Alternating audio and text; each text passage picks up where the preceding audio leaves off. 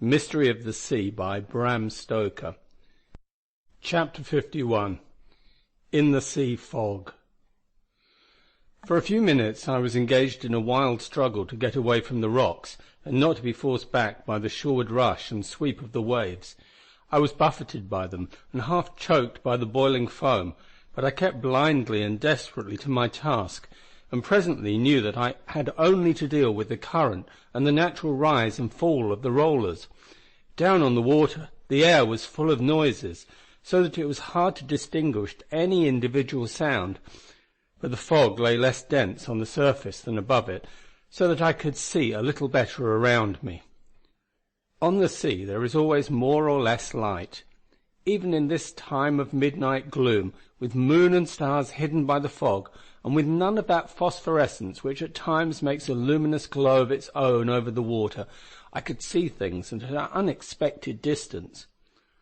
More than all was I surprised as well as cheered to find that I could distinguish the features of the land from the sea, better than I could from land discern anything at sea.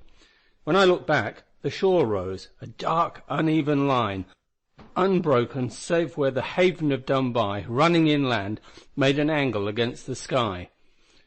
But beside me, the great rock of Dunbuy rose gigantic and black. It was like a mountain towering over me. The tide was running down, so that when I had got out of the current running inland behind the rock, I was in comparatively calm water. There was no downward current, but only a slower backwater, which insensibly took me closer to the rock. Keeping in this shelter, I swam on and out. I saved myself as much as I could, for I knew of the terrible demand on my strength which lay before me. It must have been about 10 minutes, though it seemed infinitely longer, when I began to emerge from the shelter of the rock and to find again the force of the outer current. The waves were wilder here too, not so wild as just inshore before they broke, but they were considerably larger in their rise and fall. As I swam on, I looked back now and then, and saw Dunbuy behind me, towering upward, though not so monstrously as when I had been under its lee. The current was beginning already to bear me downwards, so I changed my course and got back to the sheltered water again. Thus I crept round under the lee of the rock, till all at once I found myself in the angry race, where the current beat on and off the cliff.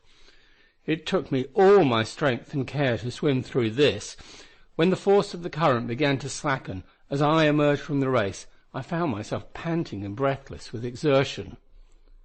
But when I looked around me from this point, where the east opened to me, there was something which restored all my courage and hope, though it did not still the beating of my heart.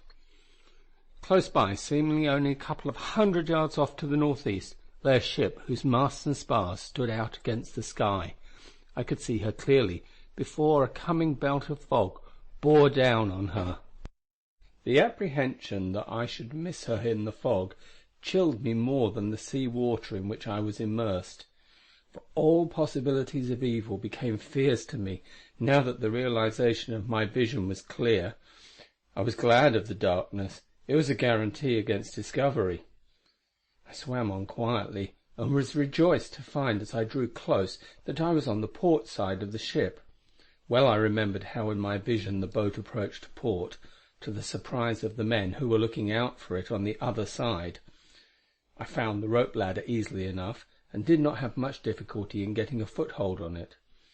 Ascending cautiously, and watching every inch of the way, I climbed the bulwark, and hid behind a water barrel close to the mast. From this security I looked out, and saw the backs of several men ranged along the starboard bulwark. They were intent on their watching, and unsuspicious of my proximity. So I stole out and glided as silently as I could into the cabin's entrance. It was not new to me.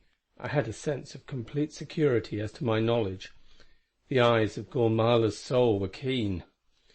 In the cabin I recognized at once the smoky lamp and the rude preparations for food.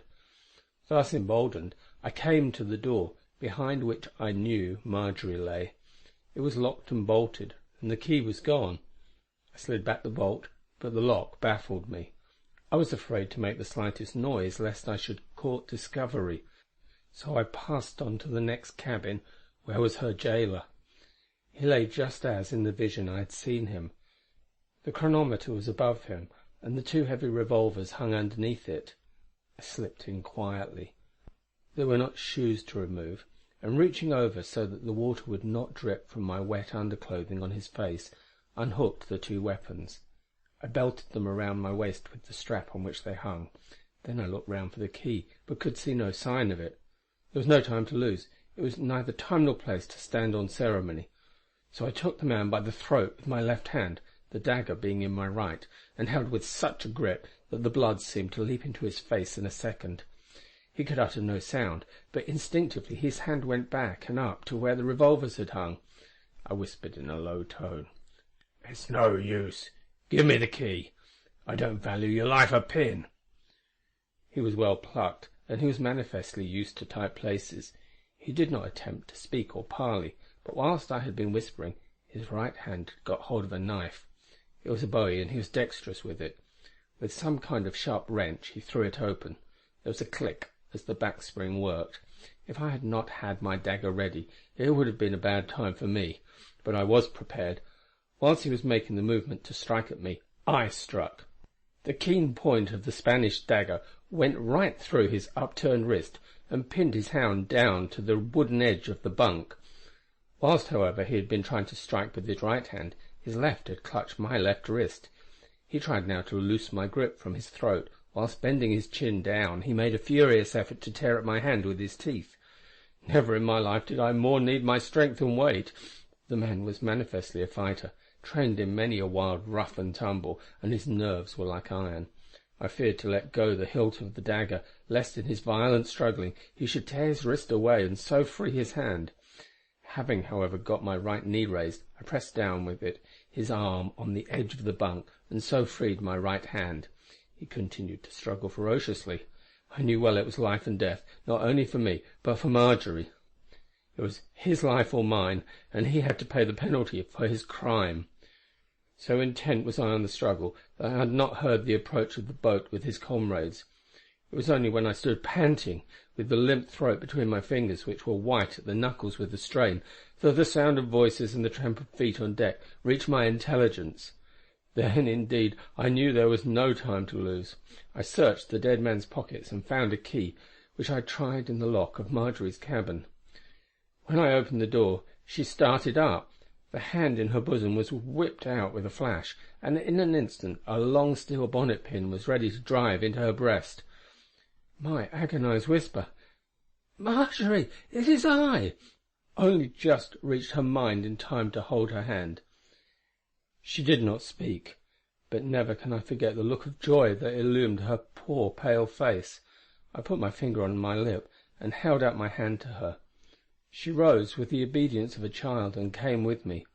I was just going out into the cabin when I heard the creak of a heavy footstep on the companion-way, so I motioned her back, and, drawing the dagger from my belt, stood ready. I knew who it was that was coming, yet I dared not use the pistols, save as a last resource. I stood behind the door. The negro did not expect anyone, or any obstacle. He came on unthinkingly, save for whatever purpose of evil was in his mind. He was armed, as were all the members of the blackmail gang. In a belt across his shoulder, slung Kentucky fashion, were two great 7-shooters, and across his waist behind was a great bowie knife, with a handle ready to grasp. Moreover, nigger-like, the handle of a razor rose out of his breast pocket of his dark flannel shirt. He did not, however, manifestly purpose using his weapons, at present at any rate. There was not any sign of danger or opposition in front of him. His comrades were busy at present in embarking the treasure, and would be for many an hour to come, in helping to work the ship clear into safety. Every minute now the wind was rising, and the waves swelling to such proportions that the anchored ship rocked like a bellboy in a storm. In the cabin I had to hold on, or I should have been shot from my place into view. But the huge negro cared for none of these things. He was callous to everything, and there was such a wicked, devilish purpose in his look that my heart hardened grimly in the antagonism of man to man. Nay, more, it was not a man that I loathed, I would have killed this beast with less compunction than I would have killed a rat or a snake. Never in my life did I behold such a wicked face. In feature and expression there was every trace and potentiality of evil, and these superimposed on a racial brutality which made my gorge rise. Well indeed did I understand now the one terror which had in all her troubles come to Marjorie, and how these wretches had used it to mould her to their ends. I knew now why, sleeping or waking, she held that steel spike against her heart. If... The thought was too much for me. Even now, though I was beside her, she was beset by her enemies. We were both still practically prisoners on a hostile ship, and even now this demon was intent on unspeakable wrong. I did not pause. I did not shrink from the terrible task before me. With a bound I was upon him, and I had struck at his heart, struck so truly and so terrible a blow that the hilt of the dagger struck his ribs with a thud like the blow of a cudgel. The blood seemed to leap out at me, even as the blow fell. With spasmodic reaction he tumbled forwards, fell without a sound, and so quickly that had not I, fearing lest the noise of his falling might betray me, caught him, he would have dropped like a stricken bullock. Never before did I understand the pleasure of killing a man. Since then it makes me shudder when I think of how so potent a passion or so keen a pleasure can rest latent in the heart of a righteous man.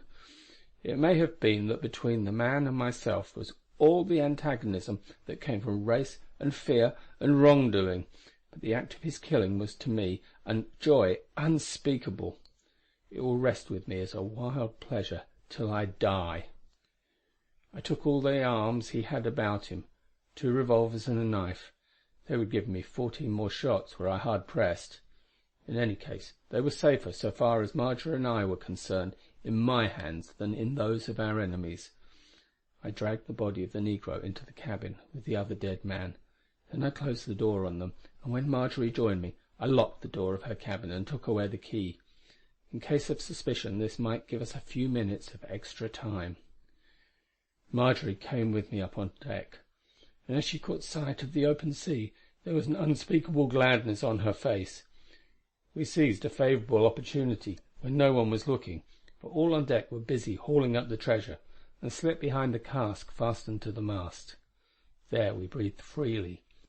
We both felt that if the worst came to the worst, we could get away before anyone could touch us. One rush to the bulwarks and over. They would never attempt to follow us, and there was a chance of a swim to shore. I gave Marjorie a belt with 2 revolvers. As she strapped it on, she felt safer. I knew it by the way she drew herself up and threw back her shoulders. When the last of the bags which held the treasure came on board, the men who had come with it closed in a ring around the mass as it lay on deck. They were all armed. I could see that they did not trust the sailors. At each moment someone's hand would go back to his gun. We heard one of them ask as he looked around, "What has become of that damned nigger? He must have taken his share of work." Marjorie was very brave and very still. I could see that her nerve was coming back to her. After a little whispered conversation, the newcomers began to carry the bags down to the cabin.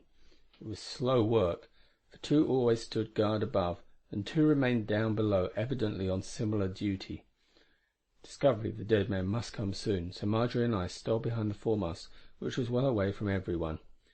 She was first, and as she began to pass behind, she recoiled. She got the drop on someone in front of her. There was a smothered "Shh!" and she lowered her weapon. Turning to me, she said in a faint whisper, "It is the Spaniard. What is he doing here?" I whispered back, "Be good to him. He is a noble fellow, and has behaved like a knight of old." I pressed forward and took his hand. "How did you get here?" I asked. His answer was given in so faint a voice that I could see that he was spent and tired, if not injured. "I swam too. When I saw their boat pull out of the northern channel, I managed to scramble down part of the cliff and then jumped. Fortunately, I was not injured. It was a long, weary swim, and I thought I should never be able to get through. But at last the current took me and carried me to the ship. She was anchored with a hawser, not a cable. I managed to climb up it, and when I was on board, I got it nearly through." Even as he spoke there was a queer lurch of the ship, which lay stern forward, and a smothered ejaculation from all the seamen. The hawser had parted, and we were drifting before the wind and tide. Then it was that I felt we should give warning to the yacht and the battleship. I knew that they were not far off. Had I not seen them in my vision, which had now been proven? Then it was also the words of the young American that came back to me. "Give us a light, if you have to fire the ship to get to it." All this time, from the moment when I set foot on the whaler's deck till this instant, events had moved with inconceivable rapidity. There had been one silent, breathless rush, during which 2 lives had been taken and Marjorie set free. Only a few minutes had elapsed in all, and when I looked around, under the altered conditions, things seemed to be almost where they had been. It was like the picture in one's mind made by a lightning flash. When the period of reception is less than the time of the smallest action, a movement is lost in time. The fog belt was thinning out, and there was in the night air a faint suggestion that one might see if there were anything to be seen. The great rock of Dunbuy towered up. I could just distinguish so much on the land side. Whilst I was looking up, there came a sudden light, and then a whir. High overhead, through the sea fog, we could see faintly the fiery trail of a rocket. Instantly, out at sea, there was an answer. A great ray of light shot upwards, and we could see its reflection in the sky. None of us said anything, but instinctively Marjorie and I clasped hands. Then the light ray seemed to fall downward to the sea, but as it came down the fog seemed to grow thicker and thicker till the light was lost in its density. There was stir of all on our ship. No loud word was spoken, but whispered directions, given with smothered curses, flew. Each man of the crew seemed to run to his post, and with a screeching and straining the sails rose. The vessel began to slip through the water with added speed. Now, if ever, was our time to warn our friends. The little rockets which I had brought had been sodden with water and were useless, and besides we had no way of getting a light. The only way of warning was by sound, and the only sound to carry was a pistol shot. For an instant I hesitated, for a shot meant a life if we should be pushed to it. But it must be done, so signing to the others, I ran aft, and when close to the mast, fired my revolver. Instantly around me was a chorus of curses. I bent double and ran back. Seeing through the darkness, vague forms rushed to where I had been. The fog was closing thicker around us. It seemed to boil over the bulwarks as we passed along. We had either passed into another belt of fog, or one was closing down upon us with the wind. The sound of the pistol shot had evidently reached the warship. She was far off us, and the sounds came faintly over the waste of stormy sea, but there was no mistaking the cheer followed by commands. These sounded faint and hoarsely. A few words were spoken with the trumpet, and then came the shrill whistle of the boatswain's pipe. On our own deck was a rushing to and fro, and frenzied labour everywhere. The first object was to get away from the searchlight. They would seek presently, no doubt, for who had fired the betraying shot. If I could have known what to do, so as to stay our progress, there would have been other shots, for now that we were moving through the water, every second might take us further from the shore and place us deeper in the toils of our foes. End of chapter 51.